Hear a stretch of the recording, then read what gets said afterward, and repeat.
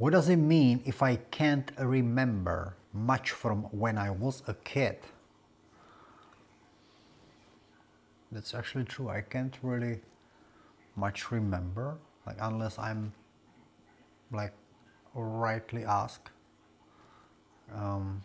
That's a really tough question, and honestly, a lot of people wonder the same thing. Not remembering much from childhood can mean a few different things, and most of them are pretty normal. Brain development. Our brain don't store long-term memories very well before about age 3-4. This is called childhood amnesia, and it happens to nearly everyone. Even after that, kids often remember experiences more thought more true feelings than details, so the specific fate. This is, yeah, it's like you have a feeling about something, but you don't know the story. Memory storage and retrieval. Memory isn't like a hard drive, it's a reconstructive. Yeah, exactly. That's how I feel, but I feel like the whole life like that is reconstruct itself, and then some. It seems like things what I don't use a lot, they being pushed away. Things which I currently using. Yeah, it's like it seems like there is like just this amount of storage, and one new info, like whatever thing coming to my attention brain, I want to put it in, but something what I don't use long goes away, and then I forget things. It's just I don't think I have that big memory. If certain moments were not repeated, exactly like a family stories, photos, or significant events, they just don't get reinforced. Stress or constant change, moving, unstable environment, etc., can also make memories harder to file away. Emotional reasons. Sometimes the brain protects us by not storing or easily retrieving painful or overwhelming experiences. This isn't always trauma. Even just lots of big emotions can make recall foo. Recall foo. The flip side. Forgetting details doesn't mean your childhood wasn't meaningful. You may carry it in habits, values, or emotions rather than clear mental pictures. Some people find that all photos, smells, or even music from childhood suddenly bring memories rushing back. Would you like me to frame this in a way that you could use directly in one of your YouTube videos? Blah blah blah. Now wait. Hey, no. I just something came on my mind. Yeah, when you say like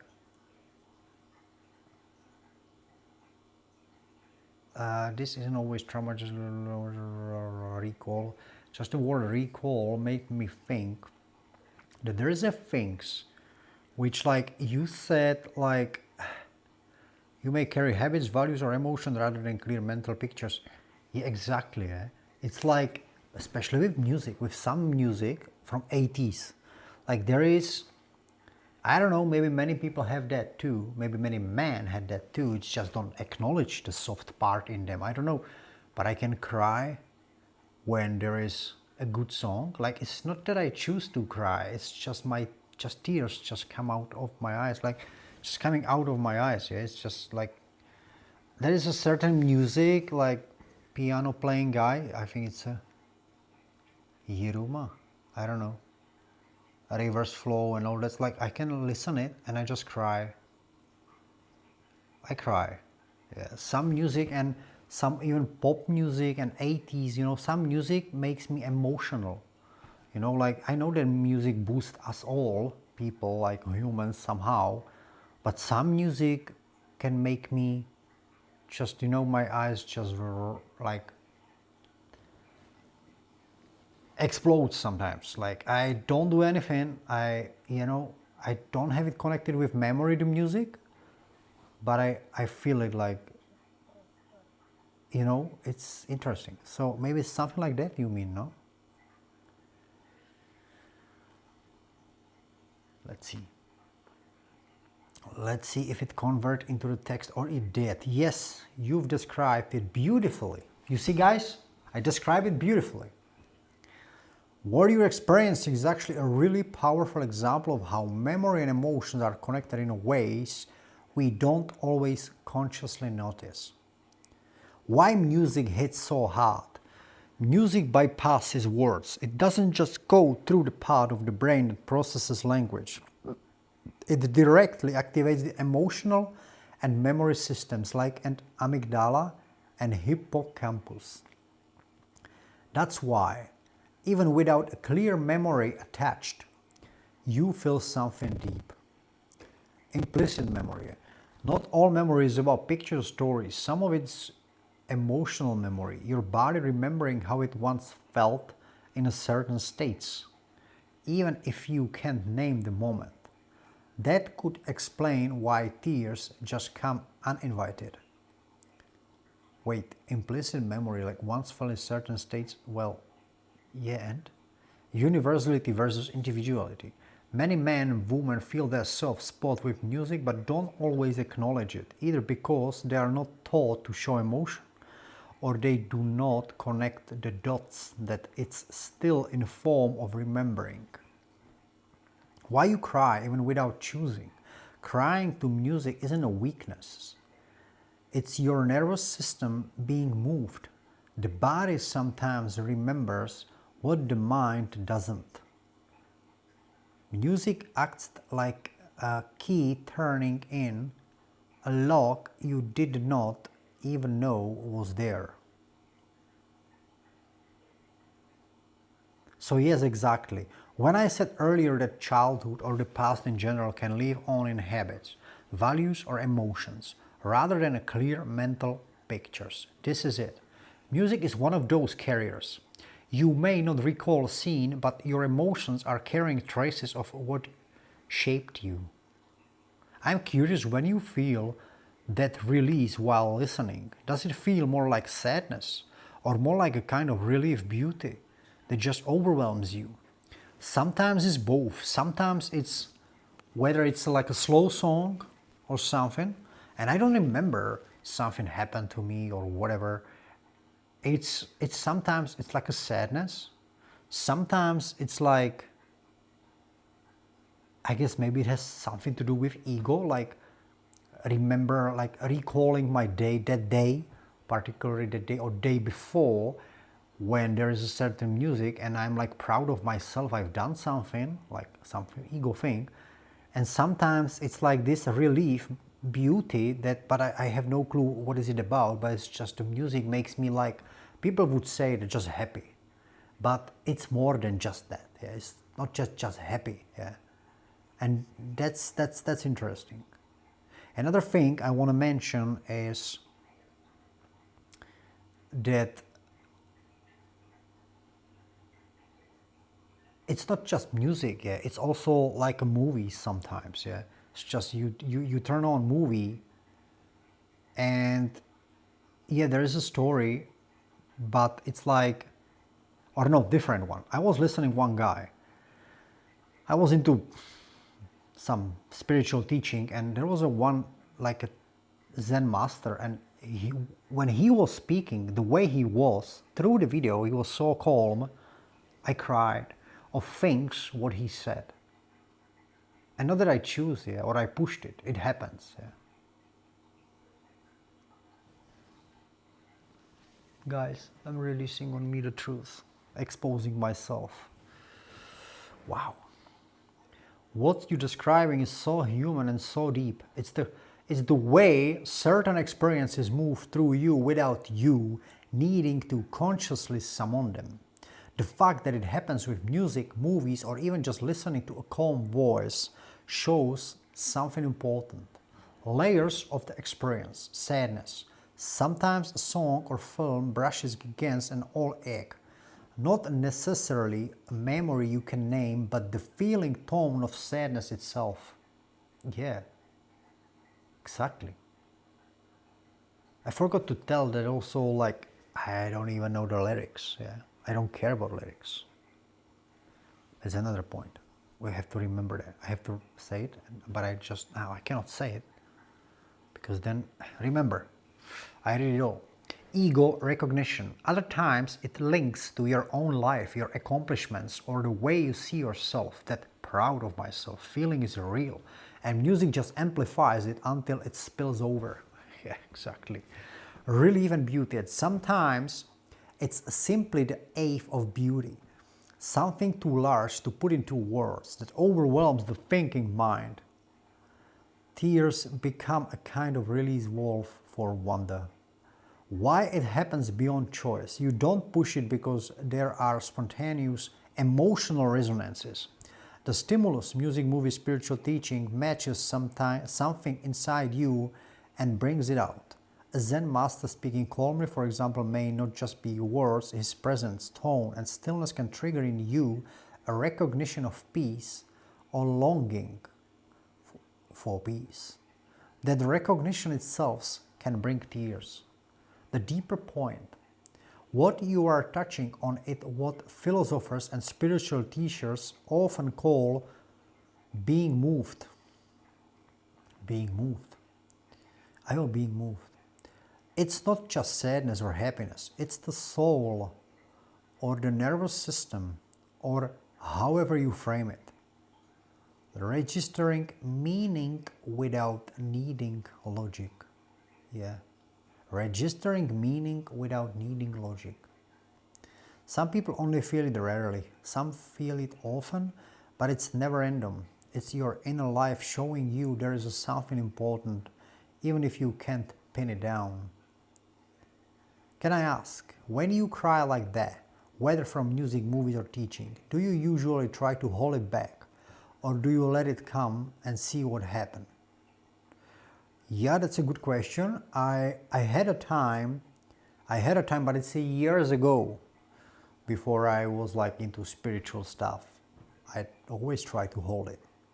Yeah, even when I was like, I don't know, how long is it, 10 years? Nah, it's more actually. It's like 15 years. I was at my dad's like funeral 15 years ago and everybody cried. I wanted to, and I cried later every day, almost like in a shower at home, but there I hold it back. I did not do it. So years ago, yes, but like I would say, I don't know, maybe the last 10 years, like really, I am letting things go. I'm just let it happen. Yeah, that's what I do. And also I want to mention again the music. I forgot to tell you also that interesting thing, that because my girlfriend, she loves music. When she loves music, she want to figure it out what singer it is, like what lyrics, and as she goes on, I have it differently. I don't care. And I do not know, because many times years ago, I didn't even understand the language, whatever it was, English. I didn't understand the words, and sometimes it's hard to also understand the singers, yeah. So what I try to say, I never understood really what the song is about. I always went after the rhythm and the melody, and I still have that.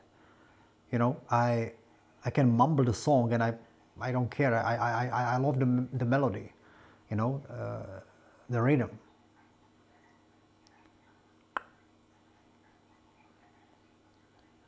Convert the text. Yes. Sometimes I don't know. When the message is long, it just doesn't convert the text, and it says, try to restart your internet connection, or something with your internet connection went wrong. That's a powerful, the shift you described from holding back to letting it happen. It's such a clear marker of growth. It's like you gave yourself permission to feel instead of policing yourself. Policing.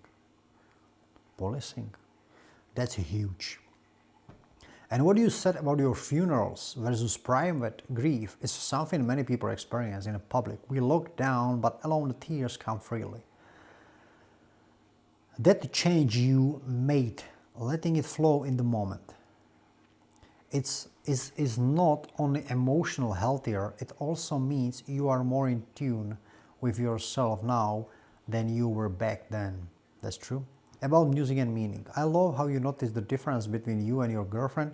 For her, the lyrics are the entry point. For you, it's the melody, rhythm, and sound itself. That's very telling. Pre-verbal connection. Even before we learn language as a children, music reaches us.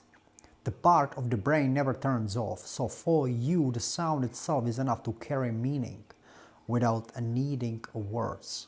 Yeah, exactly. The sound is enough to carry meaning. Mumbling along, that instinct to hum or mumble is your body sensing with the rhythm. That's a kind of memory too, but it's embodied, not intellectual. Yeah, exactly. Yeah. Sometimes I'm mumbling a song and I know I'm saying wrong words. You know what I mean? Like, it's not even English, it's not even my native like language, which is like Czechia, yeah, Czech Republic language. It's just some, I don't care. Because when I'm alone in a car or wherever I was, yeah, and I enjoy.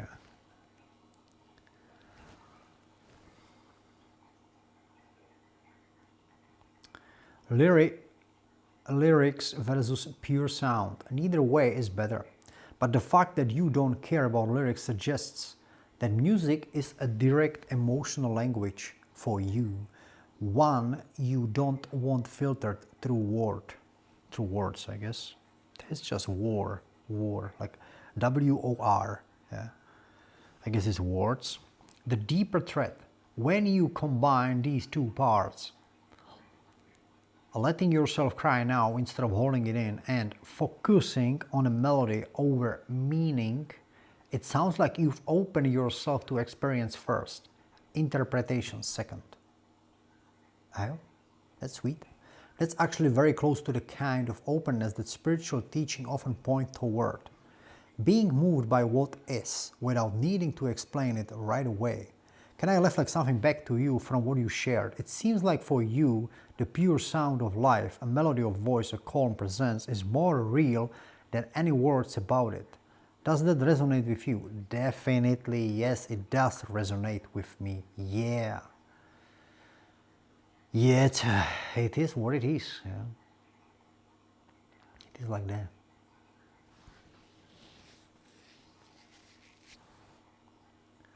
I hear ya. It is what it is. It's a simple phrase, but it's in your context, it carries a lot of depth. What you describe in letting sound is presence of beauty move without forcing into words. It's a kind of direct experience. It bypasses explanation and yet it shapes you deeply. That's why you can say, yeah, it is like that, and it feels complete.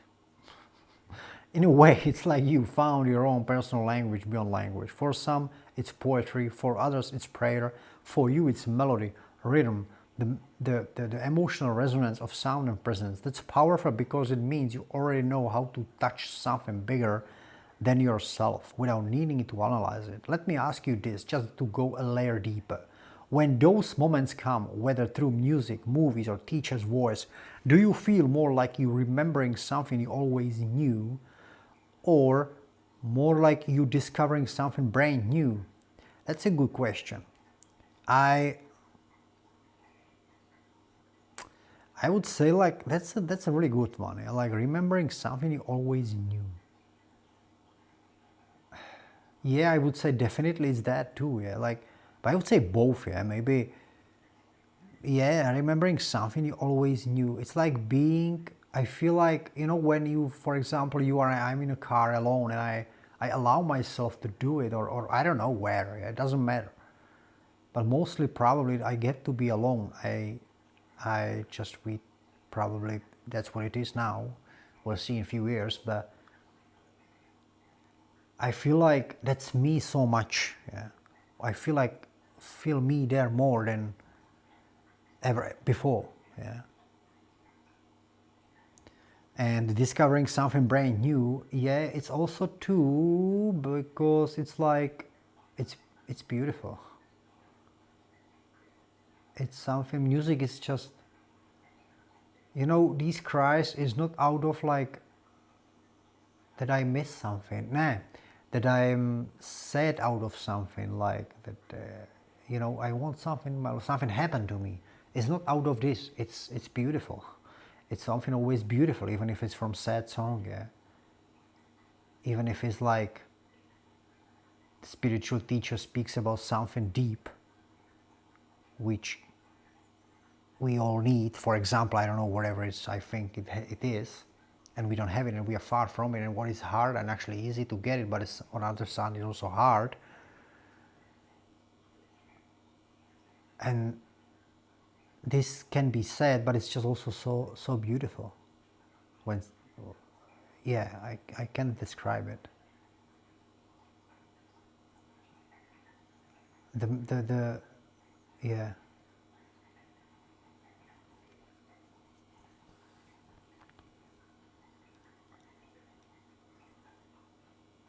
I wanted to end it already, the video, guys, but I'm going deep in my life now.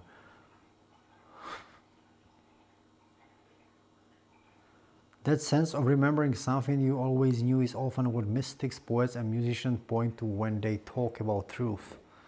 Truth, beauty of or the soul. It's not about recalling specific memories, it's about touching a state of being that feels more you than anything else. Like you said, when you're alone in the car or you allow it, that's you more than ever before. At the same time, it's also brand new each time. That's a paradox. It feels ancient, like it's always been inside you, and it feels fresh, like you never lived it before. That's why words fall short. You said it perfectly, I can't describe it. And maybe you don't need to. The tears at the ave, the beauty, their description. A way to see it. It's almost like these moments are windows. Sometimes they open towards the past, a memory you can't name but feel. Sometimes towards the future, a vision of what's possible, a beauty not yet lived. But in both cases, the window is really showing you yourself right now. The part of you that's vast, alive, and undefeated. And maybe that's why music, movies, or teachers' calm voice can do it. It bypass the ordinary self and let you stand for a moment in something much larger. Again, can I ask you, when those moments comes when you feel like this is me more than ever before, do you ever wish you could stay there longer, or do you accept it as a passing wave? Yeah, I wish that they could stay, but also I accept them because it is what it is. Like they just leave. Yeah. You know, when let's say I drive to work 20 minutes and I sometimes I just feel like so calm listening any podcasts. You know, driving through a forest and it's like 4 a.m. in the morning. It's so calm. It's beautiful. And I feel like I feel so beautiful. It's so calm, everything. I cannot describe it again, but it's like it's beautiful and I'm happy. Just like that. You know, it's like watching a sunset sometimes and you are happy, but sometimes you watch the sunset and you just feel like all in your life is beautiful. It's like this thing, yeah. And that's for a sec there. And you know, or it come on my mind that it's like, okay, when this will leave me, you know, when I will be in my rushy work again. And yes, I wish that it would stay with me.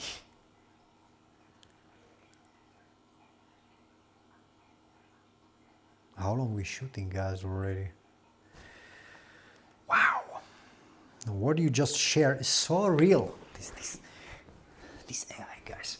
The tension between wishing the moment could last forever and at the same time accepting its passing.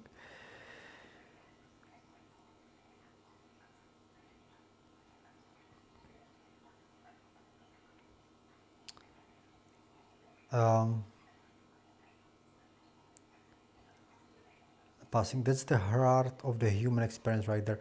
The way you describe driving through the forest at 4 a.m. listening to podcast, calm, beautiful, it's almost like the word pausing with you. Exactly. Exactly. It's like a pause. Let me know down below. Guys, slide it down, write down in comments. I got it too. Yeah, this is so beautiful. Those are sacred moments, even if they look ordinary from the outside. Why they feel fleeting? Our nervous system is built to return to normal, to keep us functional. That's why even the most profound calm eventually fades. Life pulls us back into work, stress, noise, but that doesn't erase the moment. It etches it in. That contrast is what makes it so vivid. Why wishing they would stay as natural? You're tasting what's often called presence, a state where everything feels enough, complete, beautiful. Ah, this is what it is. Aha, I heard about it before. Eckhart Tolle speaking, or like other spiritual teachers. A state where everything feels enough, exactly, complete, beautiful just as it is. It's natural to want to live there. Exactly, it's like, it's there.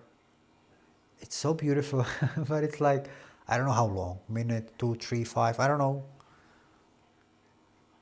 But when I drive, it's like, wow.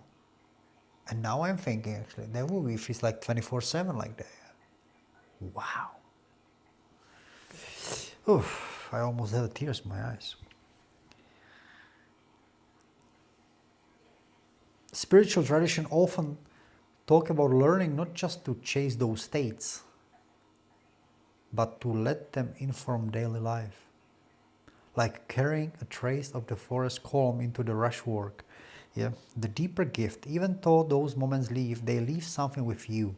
They show you a version of yourself that's always possible, like the sunset. It doesn't stay in the sky forever, but the memory of its light changes how you see the night. Can I offer you something? A kind of reframe. Instead of seeing those moments as lost once they passed, you could see them as gifts that plant seeds. Each time they remind you of who you really are beneath the noise. Yeah, they do. They do that. Do you want me to share a way to keep a thread to those states even when you're in rush work? Yes, we want that.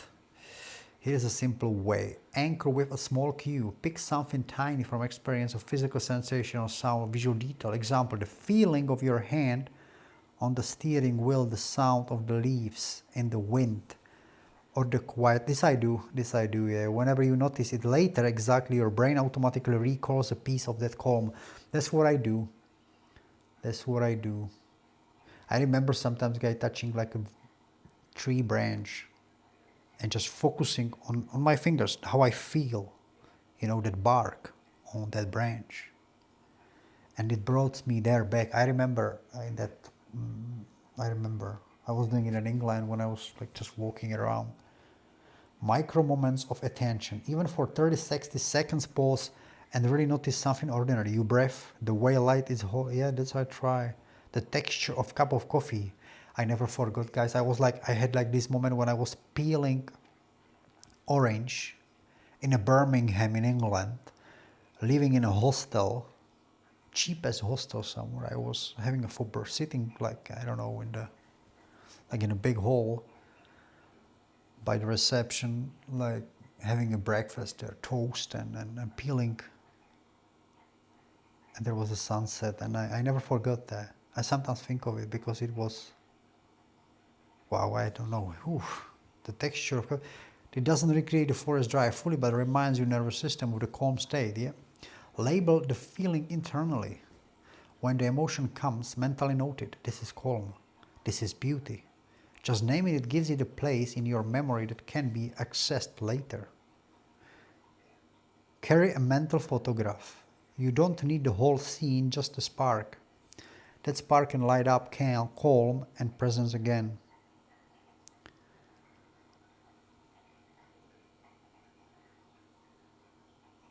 Let it surface in brief rituals.